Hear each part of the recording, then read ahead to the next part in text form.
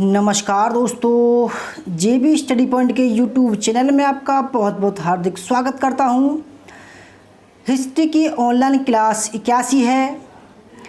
Topic है कश्मीर का इतिहास, जिसमें कारकोट वंश को आज हम पढ़ेंगे, जो 8वीं शताब्दी ईसा की है। तो आइए हम शुरू करते हैं आज की वीडियो। दोस्तों, हमारा उद्देश्य है अब की बार नेट जेआरएफ पर, क्योंकि ज़्यादातर फोकस हमारा नेट जेआरएफ पर है। हमारा बायोडाटा PhD इतिहास, एक बार जेआरएफ 4 बार नेट पास। दोस्तों आइए शुरू करते हैं। वीडियो शुरू करने से पहले अगर आप हमारे चैनल पर नए हैं और आपने अभी तक हमारा चैनल सब्सक्राइब नहीं किया, प्लीज़ सब्सक्राइब कर लें। उसके पास में जो ज्वाइन का बटन है दोस्तों, मेंबरशिप ले सकते हैं आप 59 रुपये की केवल। उसके बदले में हम आपको PDF देंगे। उसके पास में जो बेल आइकन है उसको प्रेस करें, जिससे कि आने वाली नई वीडियो की नोटिफिकेशन आपको पहले मिल सके। वीडियो को लाइक शेयर करना ना भूलें और कमेंट करके बताएं कि हमारी वीडियो कैसी लगी आपको। तो फ्रेंड्स शुरू करते हैं। कश्मीर, दोस्तों कश्मीर बोलते हैं परंतु काश्मीर है, ठीक है, याद करना। कश्मीर भारत के उन विरल प्रदेशों में से एक है जिसका इतिहास साहित्य में सुरक्षित है। भारत के अन्य भागों की अपेक्षा कश्मीर का इतिहास अधिक अच्छे, क्रमबद्ध और व्यवस्थित रूप में मिलता है। इसका सारा श्रेय कल्हड़ की राजतरंगिणी को है, जिसे उसने 1148 और 49 ईस्वी में लिखकर पूर्ण किया।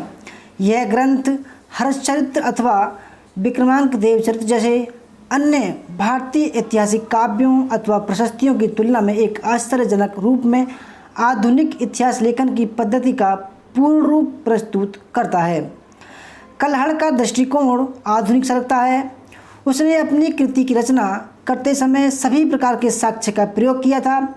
इस बात पर यहाँ विचार करने का स्थान नहीं है कि कश्मीरियों में इतिहास लेखन की कुशलता का विकास बौद्ध धर्म का प्रभाव, विदेशी लोगों की निकटता तथा अथवा मुसलमानी या अरबी प्रभाव आदि के कारण हुआ अथवा उसके अन्य कारण थे। लेकिन वह विषय की पूर्णता, सत्य को जानने का प्रयत्न, स्रोतों की छानबीन और ऐतिहासिक वस्तुपरकता का जो उदाहरण प्रस्तुत करता है वह अत्यंत प्रशंसनीय है। यह नहीं कहा जा सकता है कि वह अपने समय के प्रभावों और विश्वासों यथा कट्टर हिंदू धर्म में विश्वास, कर्मफल की अनिवार्यता, नियति की निश्चितता, राजा के पाप पुण्यों का प्रजा के पाप पुण्य से संबंध, जादू टोने में विश्वास और परंपराओं तथा प्रथाओं में श्रद्धा आदि से मुक्त था। किंतु यह स्पष्ट दिखाई देता है कि विभिन्न शासकों के वर्णन में यह अन्याय तथा सही और गलत के बारे में अपना निश्चित मत व्यक्त करता है। उसमें यदि स्थानीय अथवा क्षेत्रीय देशभक्ति के भाव दिखाई देते हैं तो उसे अस्वाभाविक नहीं माना जा सकता है और उसका तथ्यात्य पर कोई गलत प्रभाव दिखाई नहीं देता। वस्तुतः कल्हड़ एक कवि था और राजतरंगिणी अर्थात राजाओं के जीवन व्रत को अपने कवित्व में सन्निविष्ट उसने किया है, ठीक है। कल्हड़ जाति ब्राह्मण था। उसका पिता चंपक कदाचित कश्मीर के राजा हर्ष 11वीं सदी के अंत का मंत्री रह चुका था और 1135 ईस्वी तक जीवित था। इसका कोई प्रमाण नहीं है कि कल्हड़ स्वयं राज्य के किसी अधिकारी पद पर था या नहीं। उसने जयसिंह के समय में जब राजतरंगिणी पूरी की, उस समय कश्मीर गृह कलह और अशांति का शिकार हो रहा था। राजतरंगिणी में कुल 8 तरंग हैं और 8000 श्लोक हैं। प्रथम 3 तरंगों में अत्यंत प्राचीन काल के कश्मीर का परंपरागत इतिहास है।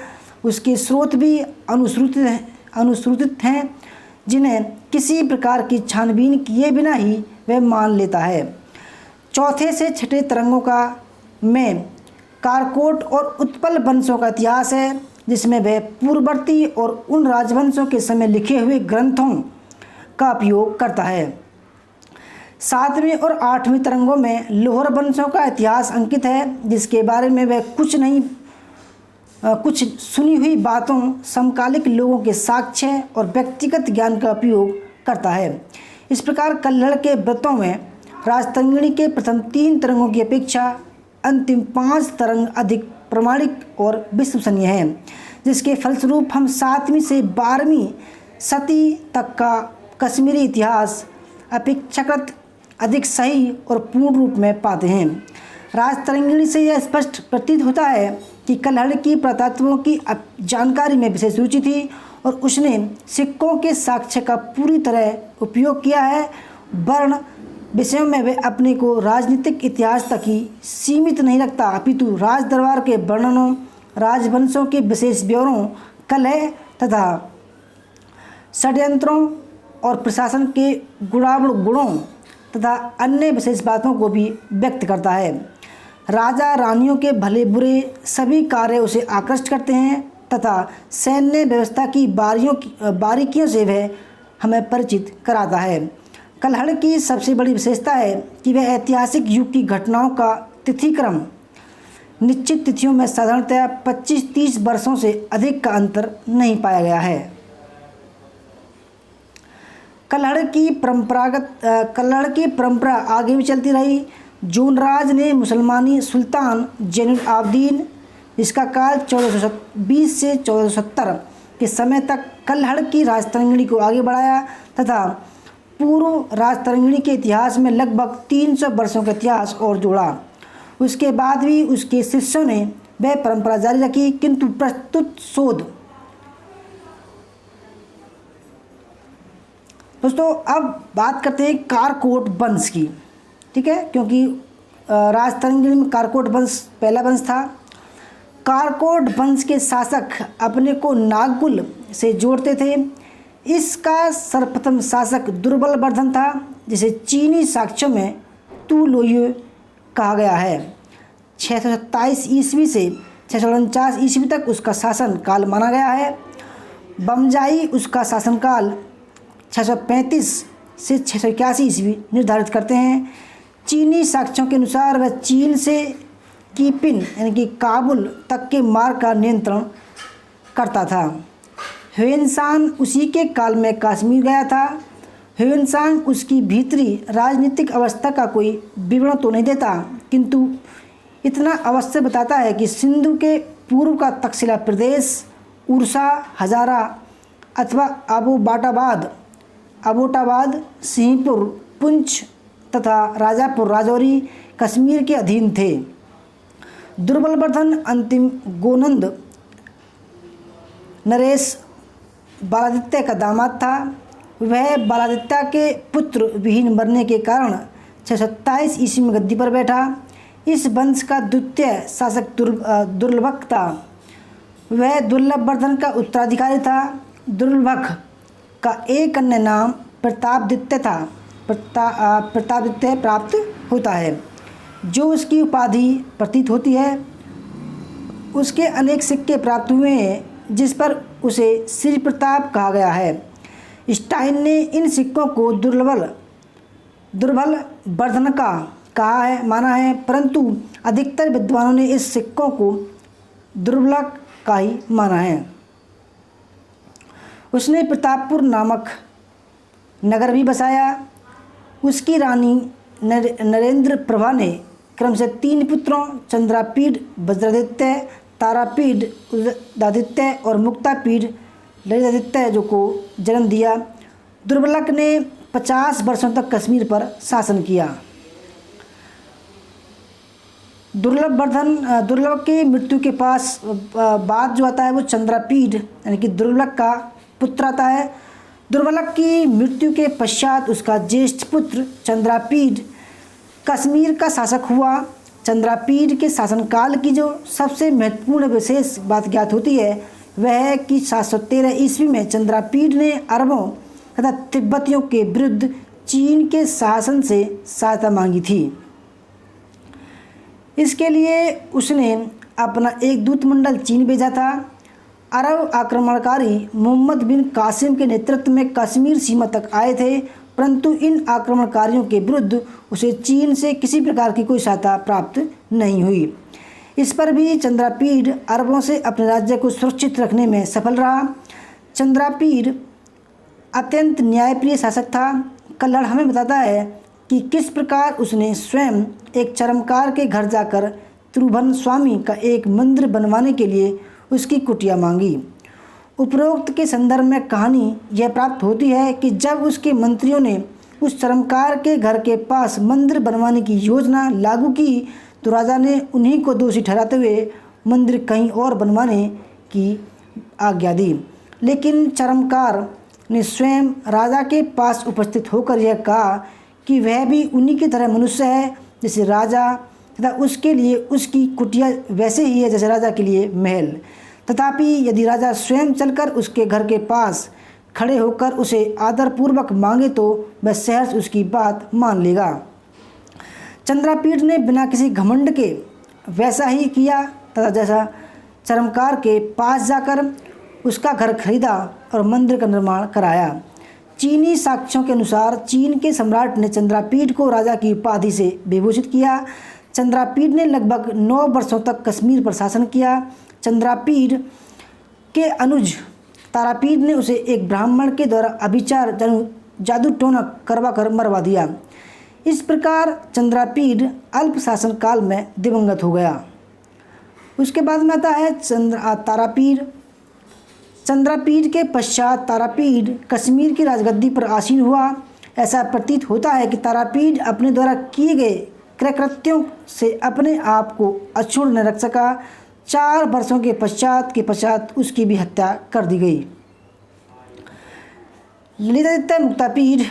तारापीठ के बाद तारापीठ के अन्यायपूर्ण कुशासन का अंत हो जाने पर उनका अनुज ललितादित्य मुक्तापीठ लगभग 724 ईस्वी में कश्मीर का शासक बना। वह कारकोट वंश का सबसे महान व प्रतापी शासक सिद्ध हुआ। कल्हड़ के अनुसार वह एक विजिगुषी नरेश था और अपना जीवन उसने प्राय युद्धों में ही बिताया। कल्हड़ का कथन है कि यद्यपि कि विधाता ने उसे प्रादेशिक राजा बनाया था परंतु वह अपनी बुद्धि से सार्वभौम नरेश बन गया। तिथि क्या है उसकी? ललितादित्य मुक्तापीठ के कमीशन राज सिंहासन पर आसीन होने के समय में विद्वानों में परस्पर मतभेद है। शंकर पांडुरंग पंडित एवं एस.सी. राय उसे कल्हड़ के आधार पर 695 ईस्वी अथवा 699 ईस्वी मानते हैं। कनिंघम महोदय उसकी तिथि 727 ईस्वी स्वीकार करते हैं। कनिंघम द्वारा स्वीकृत तिथि का समर्थन स्टाइन और बिलूहर करते हैं, परंतु डॉक्टर R.C. मजूमदार, पृथ्वीनाथ कौल बमजाई और भरत सिंह ललितादित्य मुक्तापीठ की राज्यारोहण की तिथि 724 ईस्वी निर्धारित करते हैं। जन युन युवा का अद्यतन मत यह है कि ललितादित्य 732 से 33 ईस्वी के आसपास गद्दी पर बैठा और उसी वर्ष उसकी अपनी मान्यता प्राप्त करने के लिए उसने चीन के राजा के पास अपना दूत भेजा। परंतु ललितादित्य की तिथि के संदर्भ में वर्तमान में अधिकतर विद्वान डॉक्टर मजूमदार के मत से सहमत हैं। इस प्रकार ललितादित्य की राज्यारोहण की तिथि 724 ईस्वी है। उपलब्धियाँ। ललितादित्य 724 ईस्वी में कश्मीर के सिंहासन पर आसीन हुआ। इसके बारे में महत्वपूर्ण जानकारी कल्हड़ की राजतरंगिणी से होती है। ललितादित्य एक महान विजेता था। वह कश्मीर का प्रथम नरेश था जिसने अपना जीवन प्राय युद्धों में ही बिताया। लेकिन ललितादित्य का सबसे महत्वपूर्ण सैनिक अभियान कन्नौज नरेश यशोवर्मा के विरुद्ध था।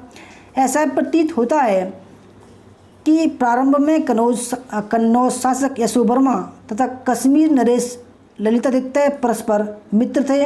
संभव है कि दोनों ही अरबों और तिब्बतियों के भारतवर्ष की ओर बढ़ावा को समान रूप से मिलकर रोकना चाहते थे। ललितादित्य ने 736 ईस्वी में चीन के सम्राट के पास एक दूत मंडल भेजा था जिसमें उसने चीन से तिब्बत के विरुद्ध सहायता मांगी थी। पीसी बागची ने इस दूत मंडल की तिथि 724 ईस्वी मानी है जो स्वीकार योग्य है। इस दूत मंडल ने यशोवर्मा को ललितादित्य का मित्र बताया था। चीनी इतिहासकारों के अनुसार चीन के सम्राट ने इस दूत मंडल का सम्मान किया तथा ललितादित्य को अपना मित्र स्वीकार करते हुए उसे कश्मीर नरेश की उपाधि प्रदान की।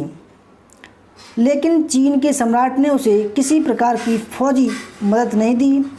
चीन से किसी प्रकार की मदद न मिलने के बाद भी ललितादित्य ने तिब्बतियों को पराजित किया।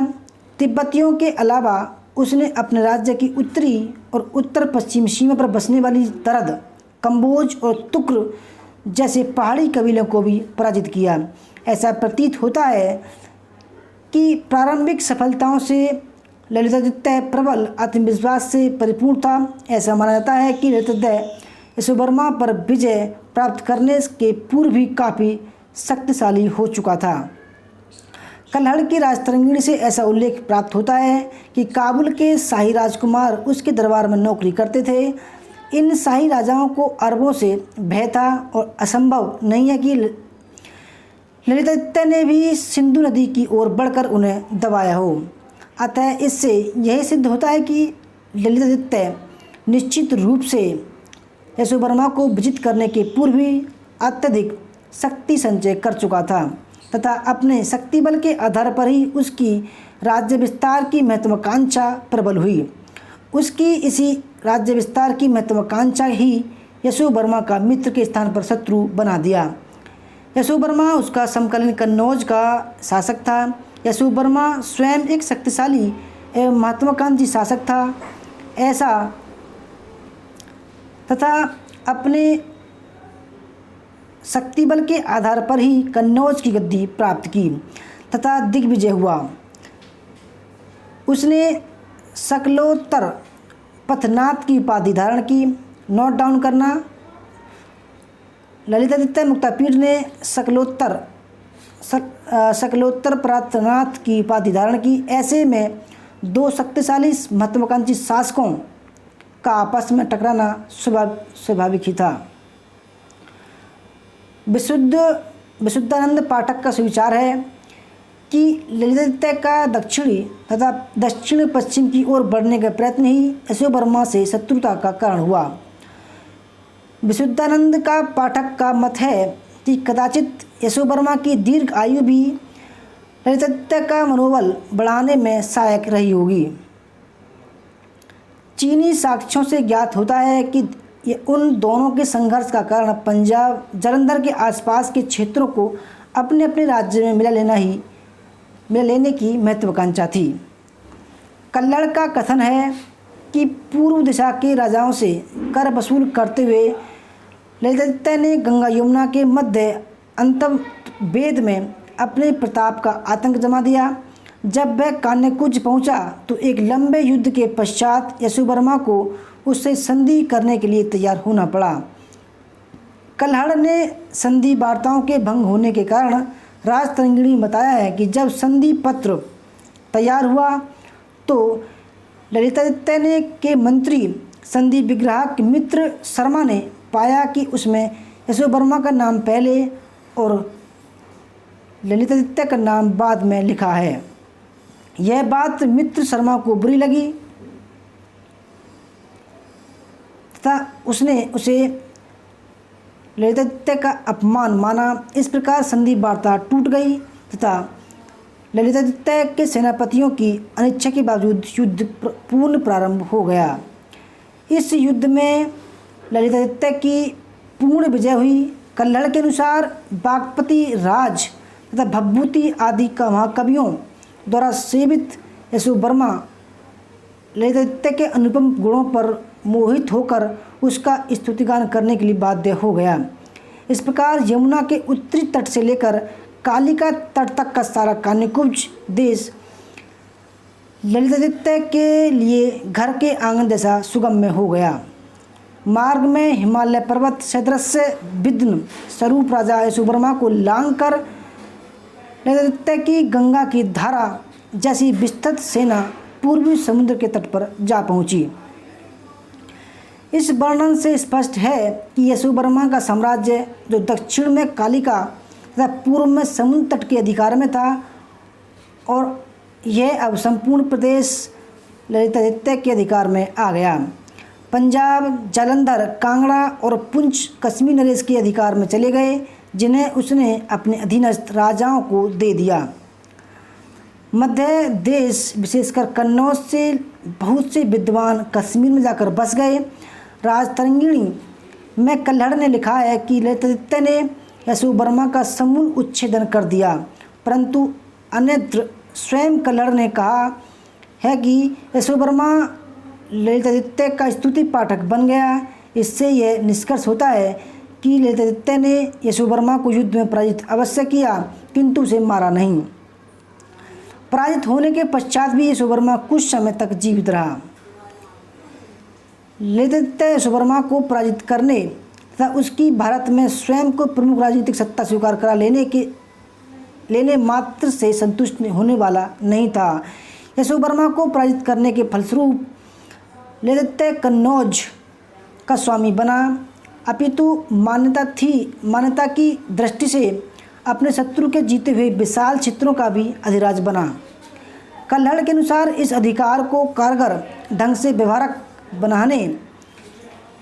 मनवाने के लिए ललितादित्य ने दिग्विजय के लिए कूच किया।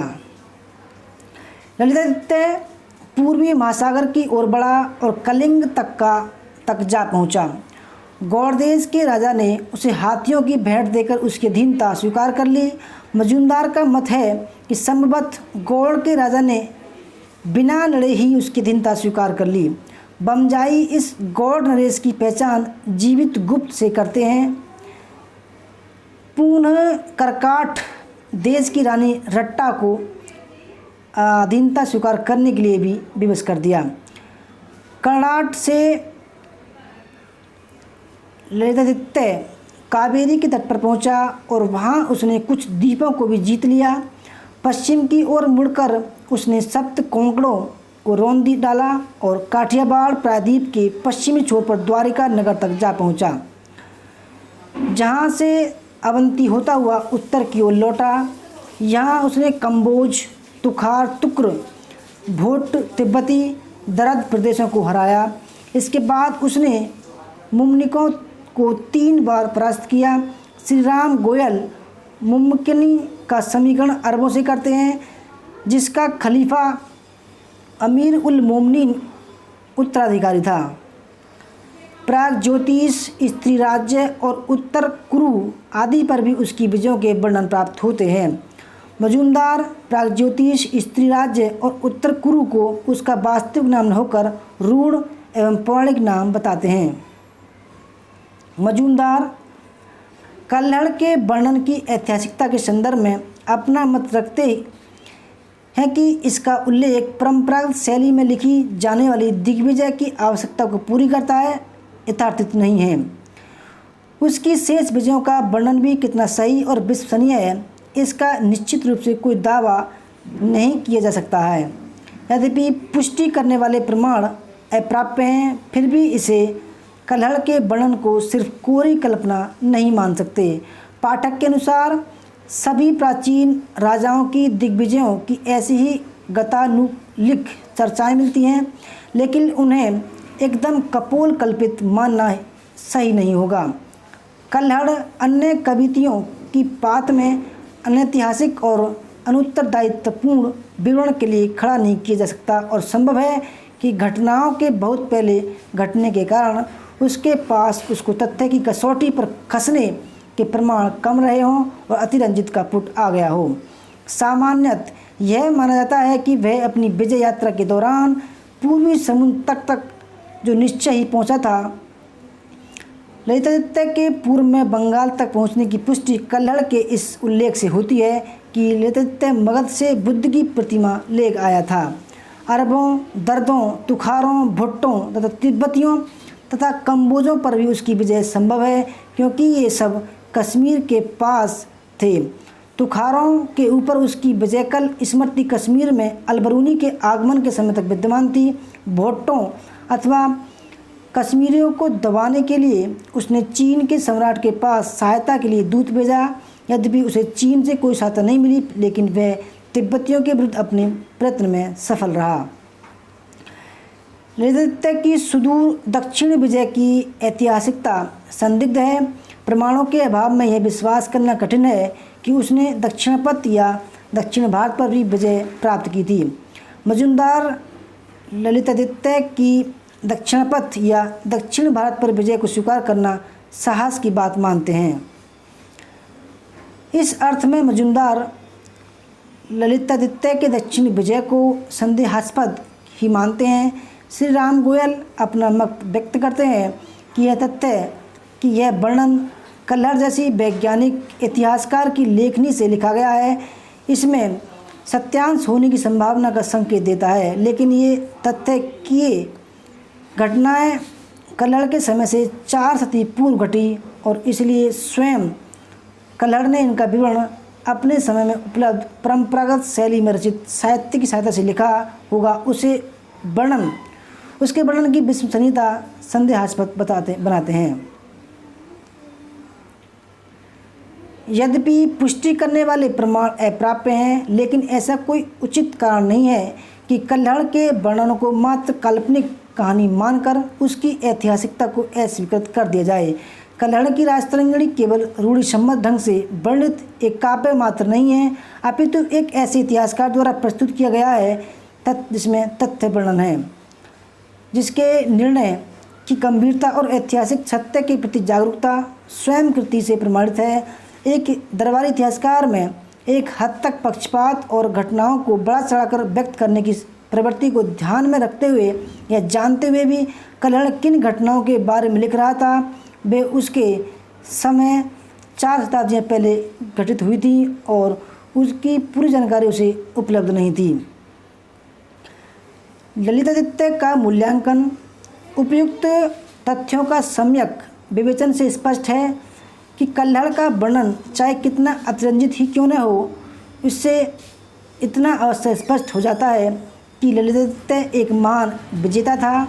अपनी विशाल विजयों के फलस्वरूप ललितादित्य अपने समय का सर्वप्रमुख भारतीय शासक बन गया। उसकी विजयें संभवतः गुप्त सम्राटों के बाद सर्वाधिक विस्तृत थीं। उसका साम्राज्य गुप्त एवं पुष्यभूति साम्राज्य से विशालतर था। राजतरंगिणी से स्पष्ट है कि उसने कश्मीरी लोगों के मन में एक बहुत बड़ा स्थान बना लिया था। उसकी अनुश्रुतियाँ बहुत समय तक कश्मीरियों के बीच चलती रहीं। ललितादित्य ने अपने शक्तिशाली साम्राज्य को अपार सुख साधनों से परिपूर्ण रखा। वह एक बहुत बड़ा वास्तु निर्माता था। उसने अपने साम्राज्य के अपार साधनों का अपने देश को सुंदर नगरों से सुशोभित करने और नगरों का सुंदर इमारतों, मंदिर और देव मूर्तियों सजाने के लिए उपयोग किया। मार्तंड तीर्थ में उसके द्वारा बनवाए मार्तंड मंदिर के अवशेष आज भी प्राप्त होते हैं, जो अपनी टूटी हुई अवस्था में भी अपनी विशालता, सौंदर्य और स्थापत्य की शैली और अलंकरण से हमें सहज ही आकृष्ट करते हैं। उसने परिहासपुर नामक एक नई राजधानी का निर्माण करवाया, जिसे पुरानी राजधानी प्रवरपुर से सुंदरतर बनाया गया था। उसमें निर्मित परिहास, केशव तथा गोवर्धनपुर नामक 2 विष्णु मंदिर अत्यंत भव्य थे। स्वयं हिंदू होते हुए भी वह बौद्ध भिक्षुओं और विषयों के प्रति उदार था। उसने एक भव्य बौद्ध विहार का निर्माण करवाया। उसने जिन और बुद्ध के मंदिरों की भी उसी उत्साह से बनवाए जिस उत्साह से हिंदू देवताओं के उसने तुखार देश के निवासी चिंकुण को अपना मंत्री बनाकर जातीय उदारता का परिचय भी दिया था। उसने चक्रधर में सिंचाई व्यवस्था में सुधार के लिए रहट बनवाई थी। कन्नौज के राजा यशोवर्मा को हराने के बाद उसने कदाचित उसके भभूति और बागपति राज नामक राजदरबारी कवियों को कश्मीर बुलाकर अपने राजदरबार में रखा। लेकिन ऐसा प्रतीत होता है कि ललितादित्य की भौतिक और राजनीतिक शक्ति ने उसे मदान्ध कर दिया। कल्हड़ ने ललितादित्य के 2 ऐसे कृत्यों का उल्लेख किया है जो इस महान सम्राट के चरित्र पर कलंक लगाते हैं।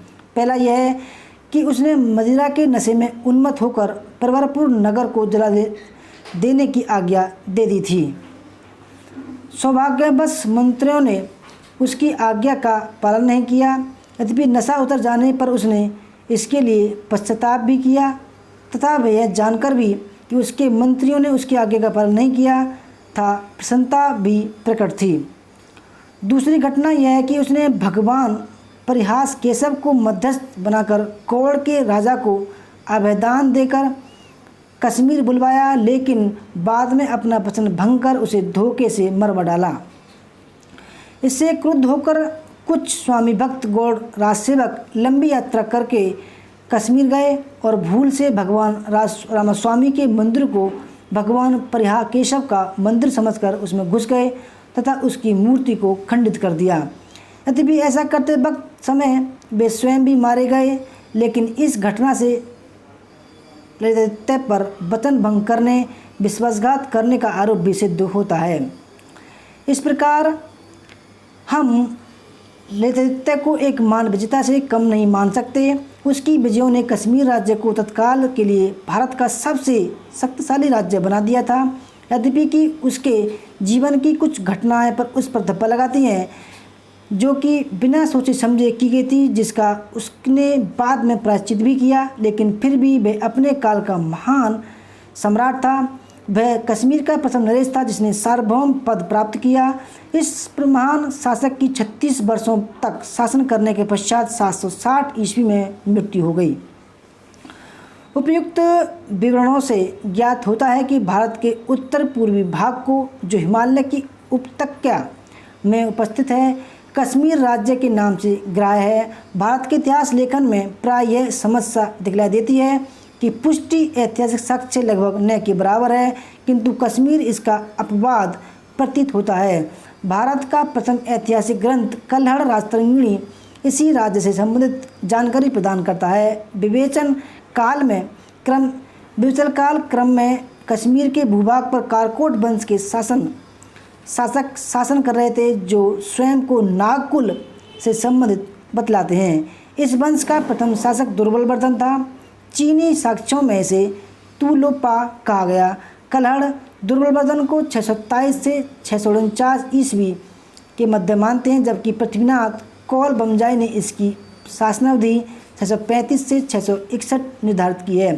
चीनी साक्ष्य इसे चीन से काबुल तक के मार्ग का नियंत्रण करता बतलाते हैं। ह्वेनसांग ने इसी के शासनकाल में कश्मीर की यात्रा की थी।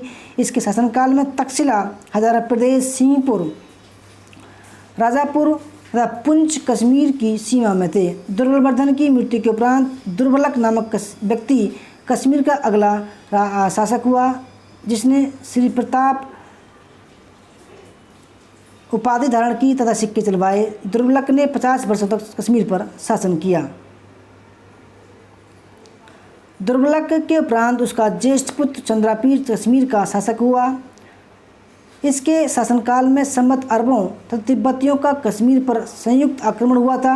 इससे निपटने के लिए चंद्रापीठ ने चीन से सहयोग मांगा तथा अपना दूतमंडल चीन भेजा था। यद्यपि इसे सहयोग प्राप्त नहीं हुआ, तथापि वह कश्मीर की रक्षा करने में सफल रहा। कल्हड़ ने इसे न्यायप्रिय शासक बताया है। चंद्रापीठ के उपरांत तारापीठ गद्दी पर बैठा, परंतु उसकी हत्या 4 वर्ष के उपरांत कर दी गई। तारापीठ के कुशासन के उपरांत ललितादित्य मुक्तापीठ ने 74 ईस्वी उसमें शासन आरंभ किया। यह एक मान विजेता तथा सार्वभौम शासक था। कन्नौज के यशोवर्मा से पहले इसका संबंध मधुर था तथा बाद में संबंध कटुता आ गई। दोनों में परस्पर युद्ध भी हुआ। इस युद्ध में यशोवर्मा पराजित हुआ। ललितादित्य ने अरबों एवं तिब्बतियों के प्रतिरोध के लिए यशोवर्मा से मधुर संबंध भी बनाया था। साथ ही चीन से भी सैन्य सहयोग मांगा था, जो उसे प्राप्त नहीं हो सका। ये महान विजेता था।